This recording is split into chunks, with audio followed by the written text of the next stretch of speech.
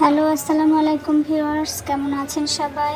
Homemaker কিচেনে আপনাদের স্বাগতম। যারা ফ্রুটস লাভার আছেন তাদের জন্য এই ডেজার্টটি কিন্তু খুবই মজাদার আর ইয়াম্মি একটি ডেজার্ট। যদিও ভিডিওটি আমার পরিপূর্ণভাবে করা নেই, আমার ভিডিও যারা ফলো করেন তারা জানবেন আমি আসলে কোনো এক্স্যাক্ট রেসিপি শেয়ার করি না, আমি জাস্ট আমার কুকিং এক্সপিরিয়েন্সটা শেয়ার করি। তো যতটুকু ভিডিও করা আছে ততটুকুই আপনাদের সঙ্গে শেয়ার করলাম। এখানে আমি ফ্রুট কাস্টার্ডটা বানাচ্ছি, এর জন্য দুধটা তৈরি করে নিচ্ছি। এখানে দুধ, ঘন দুধের মধ্যে চিনি দিয়ে এটা জাল করে এরপর কাস্টার্ড পাউডার মিলিয়ে একটা ঘন ক্রিম তৈরি করে নিলাম।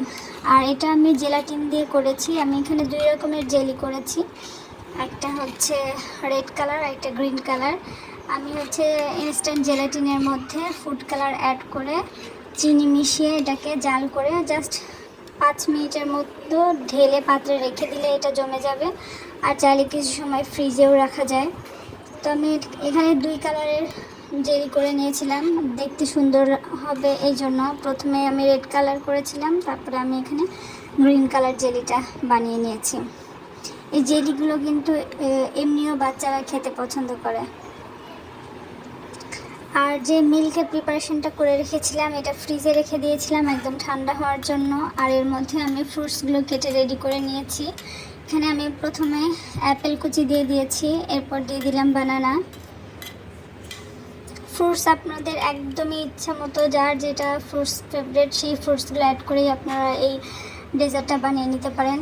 আমি এখানে রেড গ্রেপস ইউজ করেছি। এরপর আমি জেলিগুলো দিয়ে দিচ্ছি। এখানে আমি গ্রিন জেলিটা দিয়ে দিলাম।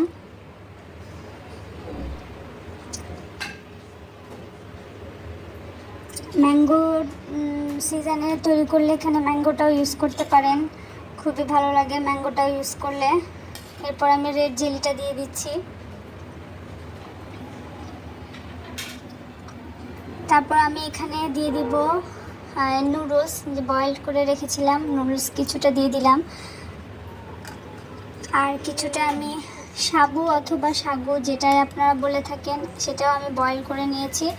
এই নুডলস আর সাবুটা আমি খুব অল্প পরিমাণে দিয়েছি, ফ্রুটসের পরিমাণটা বেশি থাকলে আসলে ভালো লাগে যেহেতু এটা ফ্রুট কাস্টার্ড।